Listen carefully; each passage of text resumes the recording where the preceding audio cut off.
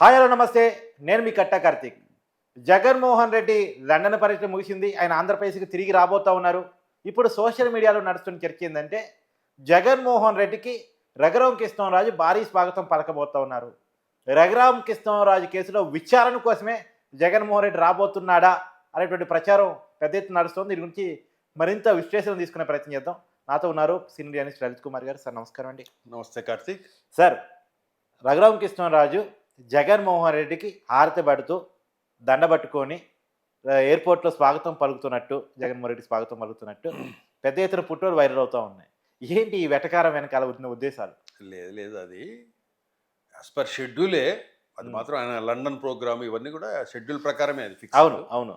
కాకపోతే ఏంటంటే ఆయన వచ్చే సమయానికంతా ఈ రఘురామ కేసు సంబంధించిన ఏదైతే పోలీస్ టార్చర్కు కేసు అయితే ఉందో దానికి A1 A2లను కూడా విచారణ పిలిపించమంటారు. A3గా జగన్మోహన్ రెడ్డి గారు. ఆ విషయంగా సందర్భించి సోషల్ మీడియాలో ఏమన్నా ఇట్లాంటివి వస్తూ ఉండొచ్చు. కానీ అట్లాగే సుప్రీంకోర్టులో సిబిఐకి సంబంధించిన ఈ అక్రమస్తులకు సంబంధించిన కేసులు వీటి గురించి కూడా రోజువారీ విచారణ ప్రారంభించాలని కూడా సుప్రీంకోర్టు మొన్న తీర్పిచ్చింది. ఆ విచారణ కూడా మొదలవుతాయి. అది కూడా త్రిపుర వేసిన పిటిషన్లో భాగమే.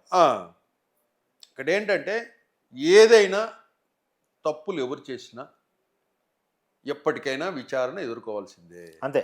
అది ఈ రోజు కాకపోవచ్చు, రేపు కావచ్చు. ఆయన అధికారంలో 5 ఏళ్ళు ఉన్నాడు కాబట్టి కోర్టుకే హాజరు కాకుండా ఆయన పరిపాలన సాగించాడు, బాగానే ఉంది. ఈ రోజు ఏంటంటే తప్పకుండా రోజు కోర్టుకు పోయే పరిస్థితి జగన్మోహన్ రెడ్డి గారికి ఏర్పడుతుంది. అట్లాగే విశాఖపట్నంలో కోడికత్తి శ్రీనుకు సంబంధించిన కేసులో నేను మొన్న కూడా హాజరు కాలేదు. జడ్జి 2-3 సార్లు చూసిన తర్వాత ఇమ్మీడియట్గా మస్ట్గా హాజరు కావాలా, మీరు వస్తారా లేకపోతే పోలీసులను పంపించాలా అనే ఆదేశాలు కూడా ఇచ్చినా ఆశ్చర్యపోనవసరం లేదు. అవును. అట్లా కోర్టులకు హాజరు కాకుండా వాటిని అవహేళన చేయకూడదు. ఒకసారి ఆప్షన్ ఇస్తారు, 2 సార్లు ఇస్తారు, 3 సార్లు మరి రీజన్స్ చెప్తాం. 4వ రీజన్ 5వ రీజన్ చెప్పలేం కదా. అటు పక్క పిల్లోడి భవిష్యత్తు 5 సంవత్సరాలు భవిష్యత్తు నాశనమైంది కోడికత్తి సీను. అక్కడికి వెళ్ళి చెప్పాలి కదా. బాధితుడు మీరే కదా. మీరే తప్పించుకుని తిరిగితే కోర్టు ఏమనుకోవాలి, జడ్జి ఏమనుకోవాలి? అవును. కాబట్టి దాన్ని కూడా జడ్జి ఆ కోర్టు ఉపేక్షించే పరిస్థితిలో లేదు. సార్, ఇప్పుడు నాకు డౌట్ సార్, ఒక కేసు కాదు, 2 కేసులు కాదు, 21 సిబిఐడి కేసులు. అవును. 43,000 కోట్ల రూపాయల కుంభకోణాల కేసు. ఆ కేసులో విచారణకి జగన్మోహన్ రెడ్డి ఆధార్ కార్డు, పైగా డిశ్చార్జ్ పిటిషన్ వేస్తాడు. ఇప్పుడు మీరన్న కోడికల్ శ్రీనివాస్ కేసులో ఆధార్ కార్డు, ప్రజాప్రతినిధుల కోర్టులో ఆధార్ కార్డు. ఈవెన్ దో పాస్పోర్ట్కి సంబంధించిన డీటెయిల్స్ ఇవ్వాలన్నా కోర్టుకి పోడు. ఎందుకు? కోర్టు అంటే జగన్మోహన్ రెడ్డికి అంత గౌరవం లేకపోవటమా, చట్టం అంటే భయం లేకపోవటమా, సమాజం అంటే విలువలు లేకపోవటమా? ఏది కారణం? ఇంకా ఆయనే చెప్పాలి. కోర్టుకి ఎందుకు పోడు అంటే, ఒక నిజంగా అయితే తప్పు చేయని వాడైతే ఏ కోర్టుకైనా నేను వస్తానంటాడు. అవును. అతనిలో నిజాయితీ ఉంటే ఏ తప్పు చేయకపోతే ఎవరైనా ఏ న్యాయస్థానం పిలిచినా కూడా మనం వెళ్ళిపోతాం. చెప్పి నా తప్పు లేదని ప్రూవ్ చేసుకుంటాం. మనం కోర్టులకు ఎస్కేప్ అవుతున్నామంటే అర్థం ఏంటి? తప్పు చేసినట్టు ఒప్పుకోవడమే. తప్పు చేసినట్లు ఆ మెసేజ్ ప్రజలకు వెళ్తుంది కదా. మీరు ఒక నాయకుడు, ఒక మాజీ ముఖ్యమంత్రి, ఒక పార్టీ అధ్యక్షులు, మీరే వ్యవస్థలకు గౌరవం ఇవ్వాల్సింది పోయి మీరే కోర్టులకు హాజరు కాకుండా తప్పించుకొని తిరుగుతుంటే ప్రజలకేం మెసేజ్ వెళ్తుంది? ఇతను తప్పు చేశాడు కాబట్టి భయపడి తప్పించుకుంటున్నాడు అనే మెసేజ్ ప్రజలకు వెళ్తుంది. అవును. రేపు మీ పార్టీకి మీకు భవిష్యత్ ఎట్లా? ఇప్పుడే మీకు 11 సీట్లు వచ్చాయి. 175కి పోటీ చేస్తే మీకు వచ్చింది 11 సీట్లు మీ పార్టీకి. అవును. మధ్యలో 5 ఎగిరిపోయింది. ఈ టైంలో మీరు కోర్టులకు హాజరు కాకుండా తప్పించుకెళ్తుంటే జనాలు ఏమనుకుంటారు? ఇప్పుడు ఒకటి ఎగిరిపోయేది. నెక్స్ట్ పరిస్థితి, పార్టీ పరిస్థితి కూడా ఆయన గమనించాలి. మీ దగ్గర నిజాయితీ ఉంది, తప్పు లేదు అంటే వెళ్ళండి, కోర్టుకు వెళ్ళండి, తప్పు లేదని ప్రూవ్ చేయించుకోండి, కడిగిన ముత్యంలో బయటికి రండి. ఎన్ని రోజులను తప్పించుకుంటారు? ఏ రోజుకైనా మళ్ళీ వెళ్ళాల్సిందే. ఏ రోజుకైనా కోర్టుకు వెళ్ళి హాజరు కావాల్సిందే. తప్పించుకునే మార్గం లేదు. అప్పుడంటే సీఎం పోస్టును నేను వస్తే ప్రాబ్లం వస్తుంది అదేదో చెప్పేసి ఎన్నో ఇది పెట్టి హాజరు కాకుండా ఉన్నారు. సుమారుగా 3,000 వాయిదాలు నాకు తెలిసి ప్రపంచంలో ఏ నిందితులకి 3,000 సార్లు 3,000 వాయిదాలు హాజరు కాని సందర్భం ఏ వ్యక్తి లేడు. ఒక జగన్మోహన్ రెడ్డి తప్ప అయితే అంత వెసులుబాటు కల్పించారు. అంటే మన వ్యవస్థల్లో ఉన్న గౌరవం అది. కానీ ఉపయోగించుకున్నారు. లోపాలను ఉపయోగించి కానీ ఇక్కడ మన ఇప్పుడు ముఖ్యమంత్రిగా లేడు, ఆయన ఫ్రీగా ఉన్నాడు. ప్రతిపక్ష నాయకుడు కూడా కాదు ఈవెందో. పులివెందుల్లో ఒక ఎమ్మెల్యే ఇప్పుడు మస్ట్గా అటెండ్ కావాల్సిందే. ఈ రోజు సార్ ఆయనకి నిజానికి సార్ ఇప్పుడు ఇంత ముందు దాకా ముఖ్యమంత్రి పనులు లేవు, అసెంబ్లీకి కూడా పోవట్లేదు, ప్రజల్లోకి పెద్దగా పోయే మనిషి కూడా కాదు. ఏం పనులు ఉన్నాయని కోర్టుకి హాజరు కాకుండా తప్పించుకోవటం? ఇప్పుడు అదే కోర్టులు ఒక పరిధి వరకు చూస్తాయి. ఒక పరిధి వరకు చూసిన తర్వాత కోర్టులు కూడా అదే రీతిలో స్పందిస్తాయి. అదే ఇందాక చెప్పాను, మీరు వచ్చి హాజరవుతారా లేకపోతే పోలీసులను పంపించమంటారా అని కూడా కోర్టు చెప్తుంది. మీరు వస్తారా లేకపోతే తీసుకురావాలనా అని. అంటే మన పల్లెటూరు భాషలో చెప్పాలంటే వస్తారా జీబు కట్టుకొని లాక్కరమ్మంటారా, ఏదైనా కోర్టు ఆ ఆదేశాలు కూడా ఇస్తుంది. అట్లా తప్పించుకొని తిరిగితే ఎన్ని రోజులు తిరగలేం మనం. మస్ట్గా అటెండ్ కావాలి, విచారణకు హాజరు కావాలి, కోర్టు అడిగిన దానికి అవతల పార్టీ లాయర్ అడిగిన దానికి సమాధానం చెప్పాలి. నా తప్పు లేదు, నేను తప్పు చేయలేదని ప్రూవ్ చేయించుకోలేసి బయటికి రావాలి. సార్ ఇప్పుడు ఒక విషయం ఏంటంటే జగన్మోహన్ రెడ్డి సంక్రాంతి పండుగ తర్వాత జనంలోకి వెళ్తానన్నాడు. సరే కొన్ని కారణాల ఫలితంగా లండన్ వెళ్ళాడు, వాళ్ళ కూతురు డిస్టింక్షన్ పాస్ అయింది, అదేదో తీసుకోవడానికి వెళ్ళాడు పట్టభద్రులు. అది పక్కన పెట్టేసి ఇప్పుడు వచ్చాడు కాబట్టి ఇప్పుడైనా జనంలోకి వెళ్తాడా, వెళితే జనం రిసీవ్ చేసుకుంటారా? జనంలోకి ఎవరు కూడా ఇప్పుడు 6 నెలలు 7 నెలలు అవుతుంది. 7 నెలలకు పోయి ఏం చేస్తారు? వాళ్ళకు ప్రయాస డబ్బు ఖర్చు తప్పితే వైసీపీ పార్టీకి. అంటే జగన్ వస్తున్నాడంటే వాళ్ళ పార్టీ రాజీనామా చేస్తున్న నాయకులు. మీరు ఏది వచ్చినా కూడా పార్టీల మీద నమ్మకం ఉంటే ఉంటారు, వెళ్ళిపోతున్నారంటే నమ్మకం లేనట్టు లెక్క. ఇంకోటి అంటే 11 సీట్లు ఇచ్చారంటే కనుక ప్రజల్లో ఆ పార్టీ విశ్వాసం కోల్పోయింది అనే విషయము ఆ పార్టీలో ఉన్న నాయకులకు తెలుసు కాబట్టే ఒక్కొక్కరు బయటకు వస్తున్నారు. ఇంకో విషయం ఏంటంటే బయటకు వచ్చేవాళ్ళు చాలామంది ఉన్నారు, కానీ ఇక్కడ డోర్లు ఓపెన్ చేయలేదు. టీడీపీలో అండ్ జనసేనలో కొంతమంది బీజేపీ వైపు చూస్తున్నారు. అంటే ఈ రెండింటిలో ఆప్షన్ లేదు కాబట్టి ఆప్షన్ లేదు. ఎందుకంటే వీళ్ళు కూడా టీడీపీ జనసేన ఏం చేస్తున్నారంటే ఎవరైతే ఆ ప్రభుత్వంలో ఉండి పదవులు ఇవి అనుభవించిన వాళ్ళు అన్యాయాలు అరాచకాలకు దుర్మార్గాలకు పాల్పడకుండా మంచోళ్ళు అయితే తీసుకుంటున్నారు. లేదు దుర్మార్గంగా అన్యాయంగా ప్రవర్తించారు, అటువంటి వ్యక్తులను తీసుకుంటే మన పార్టీకి నష్టము, ప్రజల్లో మనం చులకన అవుతామనే వ్యక్తులను దూరం ఉంచుతున్నారు. వాళ్ళు ఎటు వెళ్ళలేక ఏదో ఒక రాజకీయ పార్టీ గొడుగు కింద ఉండాలి కాబట్టి జగన్మోహన్ రెడ్డి దగ్గర ఉంటున్నారు. ఇంకోటి ఏంటంటే ఇప్పుడు పథకాల మీద టార్గెట్ చేశారు నెక్స్ట్ వైసీపీ. అంటే పథకాలు ఇంకా ఇవ్వలేదు, అసలు వైసీపీ పథకాలు ఎప్పుడు మొదలుపెట్టిందో అది కూడా ఒకసారి టీడీపీ వాళ్ళు చెప్పాలి. కరెక్టే.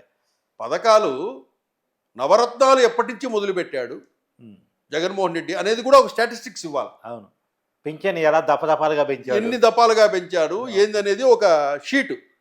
టీడీపీ ఏం చేస్తూ ఉంది, వైసీపీ ఏం చేసింది అనేది కూడా స్టాటిస్టిక్స్ ఇస్తే ప్రజలకు వివరంగా చెప్పగలిగితే అప్పుడు వీళ్ళు ఈ పథకాల మీద చంద్రబాబు నాయుడు మీద చేసే ఈ దుష్ప్రచారానికి అడ్డుకట్ట వేసినట్టు అవుద్ది.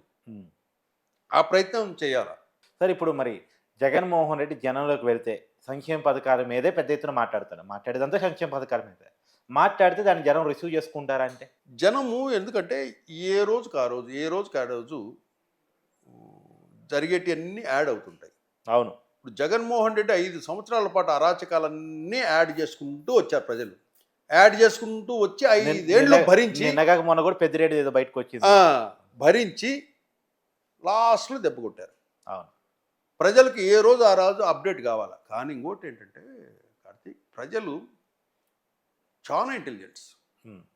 ఈ పొలిటికల్ పార్టీలు చంద్రబాబు నాయుడు లోకేష్ వీళ్ళకంటే టూ ఇంటెలిజెంట్స్.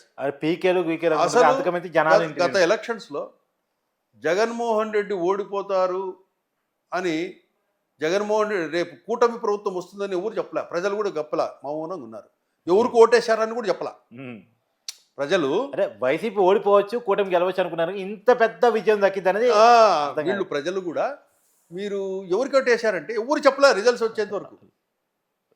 ఎప్పుడైతే జగన్మోహన్ రెడ్డి ఓటేశాడో అప్పుడు బయటకు వచ్చేసి నేను జనసేన కేసిన, నేను టీడీపీ కేసిన, కూటమి కేసా ఇట్లా చెప్పుకుంటూ వచ్చారు. కాబట్టి ప్రజలు చెప్పరు. ఇంకోటి ఏంటంటే అన్నీ గమనిస్తూ ఉంటారు ప్రజలు. టీడీపీ ఏం చేస్తే లోకేష్ ఏం చేస్తాడో, వాళ్ళ స్టైల్ ఏంటి, వాళ్ళ యాటిట్యూడ్ ఏంటి, ఉమ్. వాళ్ళు ఏ విధంగా ప్రవర్తిస్తున్నారు. అవును. ఏమి ఇక్కడ పథకాలంటే పథకాల కోసమే ఉన్నవాళ్ళు కొన్ని వర్గాలే. మిగతా వాళ్ళంతా వాళ్ళు స్వయం శక్తితో బతికే వాళ్ళే చాలామంది. వాళ్ళు అన్నీ అబ్జర్వ్ చేస్తుంటారు. అవును. లోకేష్ ఎట్లా పనిచేస్తున్నాడు, పవన్ కళ్యాణ్ ఎలా పనిచేస్తున్నాడు, వీళ్ళ నిర్ణయాలు ఎలా ఉన్నాయి, ఆ పనితీరును కూడా గమనిస్తూ అవన్నీ యాడ్ అవుతుంటాయి వాళ్ళకి. మీరు ఎంతమంది జగన్మోహన్ రెడ్డిలో వచ్చి ఏమి చెప్పినా కూడా వినరు. ఎందుకంటే ఇప్పుడు మీడియా వైడ్గా ఉంది. Digital media, main stream media, social media, Twitter, ఫేస్బుక్లో ఎప్పటికప్పుడు అప్డేటెడ్ ఇన్ఫర్మేషన్ అందుబాటులో ఉంది జనాలు. కాబట్టి జనాలు ఈజీగా ఎవరెవరు ఏమేం చేస్తున్నారు అనేది వాళ్ళు డిసైడ్ అవుతుంటారు మైండ్లో. అవును. మనం జనాల్ని పోయి రెచ్చగొట్టనవసరం లేదు. మనం ఏదో చెబితే జనాలంతా వింటారు. జగన్మోహన్ రెడ్డి ప్లాన్ ఏంటంటే ఒకప్పుడు ఓదార్పు యాత్ర చేస్తున్నప్పుడు అరెస్ట్ చేసి సింపతి వచ్చింది.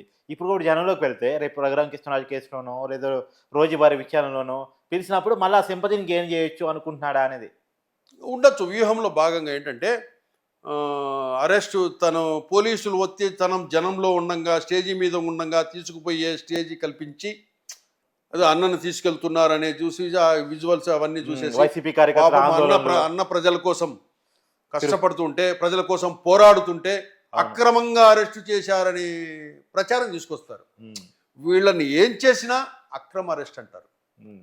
మీరు ఎన్ని వేల కోట్లు ఎవరిదన్నా కొట్టేసినా పోలీసులు అరెస్ట్ చేస్తే అక్రమంగా అరెస్ట్ చేశారు, అక్రమంగా నా మీద కేసు అక్రమం అనేది వీళ్ళు ఫస్ట్ ట్యాగ్ తగిలించుకుంటారు.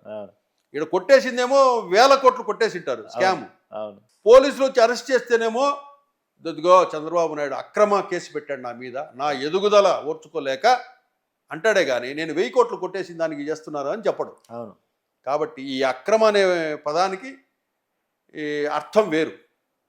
అది ఆలోచిస్తూ ఉండొచ్చు. ప్రజల్లో ఉంటే ప్రజల్లో ఫీలింగ్ రావాలి, నేను అరెస్ట్ చేయాలి, నేను అరెస్ట్ అయితే కనుక ప్రజలు ఫీల్ కావాలని కోరుకుంటారు. ఇదంతా ఒక స్ట్రాటజీలుగా. కానీ ప్రజలకు అంత టైం లేదు. ఎందుకంటే గత విధ్వంస పాలన అంతా చూశారు. అమరావతి రాజధాని వ్యవహారాలు ఇవన్నీ చూసిన తర్వాత జగన్మోహన్ రెడ్డి అంటే వాట్ ఈజ్ జగన్మోహన్ రెడ్డి జనాలకు అర్థమైపోయింది.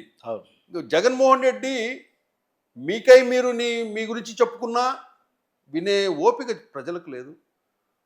కూటమి ప్రభుత్వం అని ఏమన్నా విమర్శించి చాడీలు చెప్పి ఏదన్నా రెచ్చగొట్టాలని చూసినా అవి వినే పరిస్థితి లేదు. ఎందుకంటే ఇంకా కూటమి ప్రభుత్వం వర్క్లోనే ఉంది, ప్రారంభ దశలోనే ఉంది. ఇంకా ఇప్పుడు అమరావతిని చక్కదిద్దుతున్నారు, మెల్లిగా పోలవరానికి డబ్బులు వచ్చాయి, ఆ పనులు వైజాగ్ స్టీల్ ప్లాంట్కి సంబంధించి డబ్బులు వచ్చాయి, ఆ పనులు జరుగుతున్నాయి. ఇండస్ట్రీస్ రేపు వీళ్ళు దావోస్కి పోయేసి వచ్చారు, కొంతమంది ఇన్వెస్టర్స్ వస్తారు అంటే వీళ్ళ ప్రపోజల్ వీళ్ళు ఏమి ఇవ్వగలుగుతారని చెప్పొచ్చుంటారు. లోకేష్ చంద్రబాబు గారు మీరు మా స్టేట్లో మీరు ఇండస్ట్రీ ఇన్వెస్ట్మెంట్ చేస్తే మేము ఏం ప్రొవైడ్ చేయగలము అని చెప్పేసి వీళ్ళకంతా డేటా ఇచ్చింటారు మన స్టేట్ది. అక్కడ వాళ్ళన్నీ స్క్రూటనైజ్ చేసుకొని అక్కడ కంపెనీలు వచ్చి మళ్ళీ విజిట్ చేస్తాయి. ఇక్కడ విజిట్ చేసి వాళ్ళ రిక్వైర్మెంట్స్ చెప్తాయి. అవును సార్. ఆ ప్రాసెస్ ఇంకా నడుస్తుంది నెక్స్ట్ మంత్ నుంచి. అట్లా ప్రతిదీ ఏం డెవలప్మెంట్ జరుగుతుంది, ఏం జరుగుతుంది అనేది మన ప్రజలకు మొత్తం కండ్ల కట్టినట్టు తెలుస్తూ ఉంటుంది. అందుబాటులో media and social media and digital media కూడా ఉంది. కాబట్టి ఎవరు ఏం చేస్తున్నారనే నిఘా ప్రజల్లో ఉంది. ఇప్పుడు ఏదైనా మిస్టేక్ చేశారనుకోండి, ఇదే సోషల్ మీడియా ద్వారా కూటమి గవర్నమెంట్ కూడా ప్రశ్నిస్తారు కూడా. అవునవును. ఆ ఆప్షన్ కూడా ఉంది ప్రజల దగ్గర. అక్కడ కూటమి గవర్నమెంట్ను ప్రశ్నించడం లేదంటే అర్థం ఏంటి? ప్రజలు వాళ్ళు పనిచేస్తున్నారు, ప్రాసెస్లో ఉన్నారు అని అర్థం.